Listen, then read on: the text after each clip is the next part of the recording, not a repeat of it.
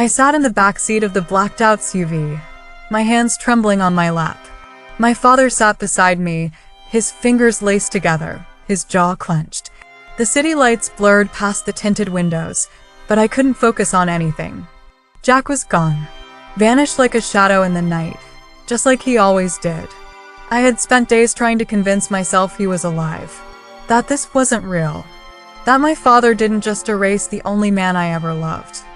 But here I was, in his car, trapped in his world. And Jack? Jack was nowhere. The city felt hollow without him. For the past few days, I had been running on autopilot, existing but not living. I walked the hallways of my father's estate like a ghost, my mind stuck in that moment. The gunshots, the screams, the last thing Jack said to me before disappearing into the chaos. "Keep your head down, Lena. This isn't your war." But he was wrong. It was my war, and I was losing. My father had tightened his grip around me since Jack's so-called disappearance. He thought I was fragile, broken. A daughter who would finally fall in line now that her rebellious streak had been crushed. He was so damn wrong. I wasn't broken. I was enraged. Jack was out there somewhere. I could feel it. My father might have stripped me of my freedom, but he couldn't strip me of my instincts. And my instincts told me that Jack Harlow wasn't the type of man to die easy. He was a survivor. Which meant, if he hadn't come back for me, it wasn't because he couldn't. It was because he chose not to. That thought burned more than the loss itself. Why, Jack? Why did you leave me? A knock on my bedroom door snapped me out of my thoughts. I turned to see one of my father's men standing there, his expression unreadable. "Your father wants to see you downstairs." I didn't move. "What for?" The man hesitated. Then, almost reluctantly, he said, "It's about Jack." My heart stopped.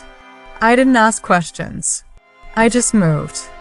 I pushed past him, my pulse hammering in my ears as I rushed down the long corridor, my father's men watching me with quiet amusement. They thought I was desperate. Pathetic. A little girl chasing a ghost. Maybe I was. But if there was even a chance Jack was still alive, I was taking it. I stormed into my father's study, my breath uneven. He was standing by the fireplace, a glass of whiskey in one hand, a cigarette in the other. And then I saw it. The folder on his desk. Thick. Heavy. Labeled with one word in bold black ink. Harlow. I swallowed hard. What is this? My father took a slow sip of his drink before speaking. Proof. Proof of what? My voice wavered. His cold blue eyes met mine. That Jack Harlow is dead. That's a lie. The words left my mouth before I could even think. My father simply raised an eyebrow, amusement flickering in his cold stare. "Oh, Lena." He exhaled smoke, taking his time before responding. "I thought you'd be smarter than this." I stepped closer to the desk, my fingers curling into fists. "Jack isn't dead." He tilted his head. "And what makes you so sure?" "Because I'd know." My voice was raw, sharp. "I'd feel it." My father chuckled. A low, condescending sound that made my skin crawl. "Feelings." He scoffed, taking another sip of whiskey. "That's your problem, Lena. You're too sentimental. Too naive. That man was a ghost walking. Did you really think he'd make it out of that alive?" I clenched my jaw. I didn't think. I knew. But he was playing mind games, trying to make me doubt myself. And that's when I saw it. The way his fingers tapped against his glass, just a little too fast. The flicker of tension in his posture. The way he was watching me. He was lying. Jack was alive. And my father knew exactly where he was. The realization hit me like a punch to the gut.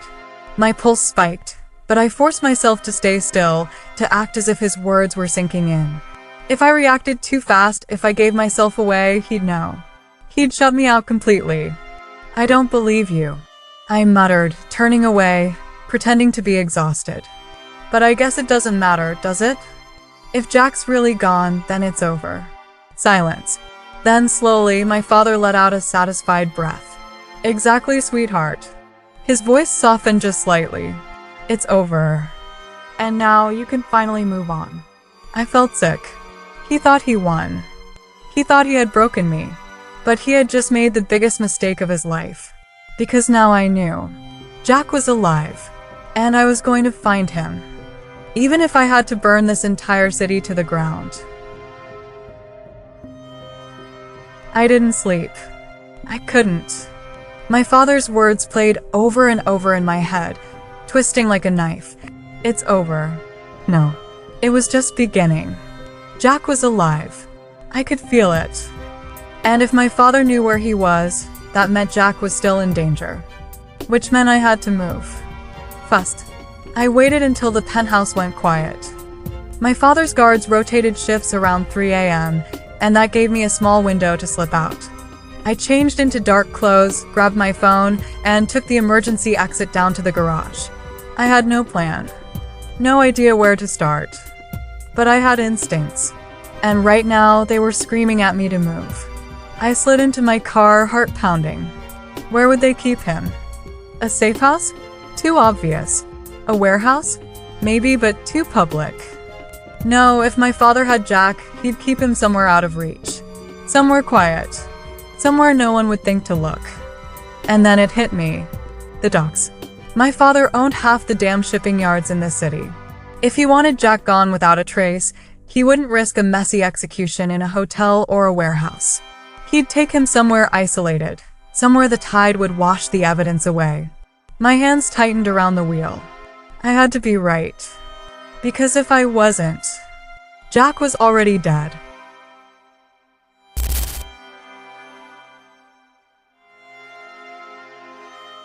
The air smelled like salt and rust.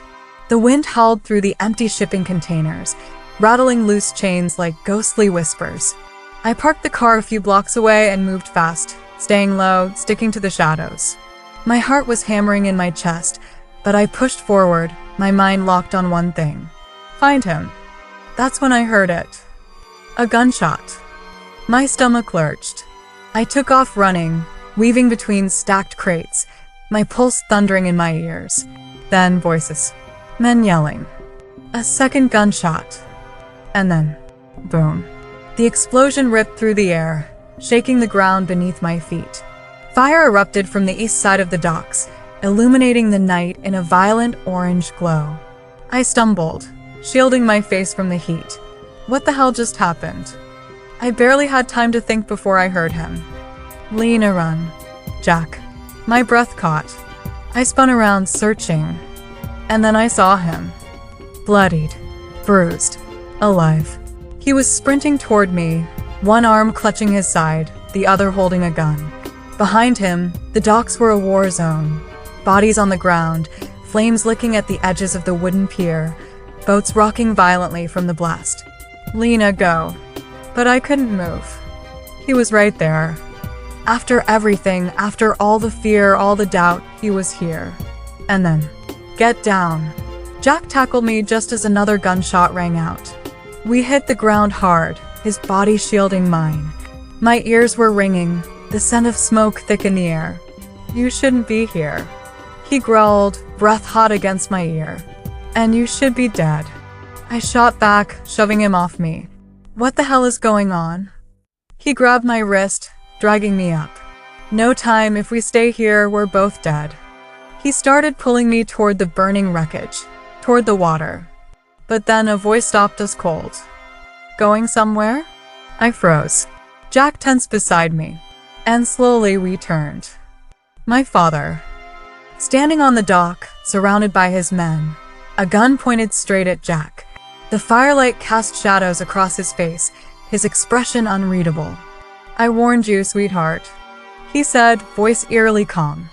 I told you he'd only bring you pain. My stomach twisted. Let him go. I said, my voice shaking. He sighed, almost disappointed. You still don't understand, do you? His gaze flickered to Jack. He's not leaving here alive. Jack's grip on my hand tightened. And then, just loud enough for me to hear. Lena, when I say run, you run. My breath hitched. I turned to him. Jack, no. But it was too late. Jack moved. fast. A blur of motion. Gunfire erupted, deafening. I screamed, ducking as chaos exploded around me. And then, splash. Jack, falling. Into the water. My father's gun still smoking. The dark waves swallowing Jack whole. Gone. Just like that.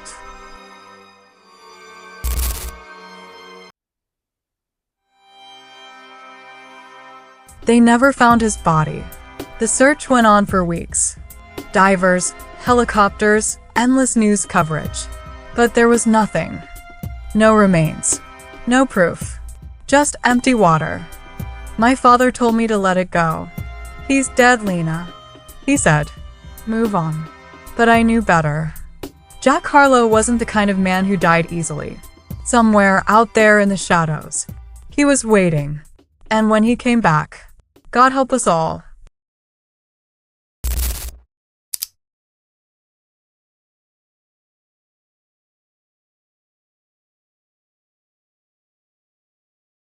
Jack may be here, maybe right next to you.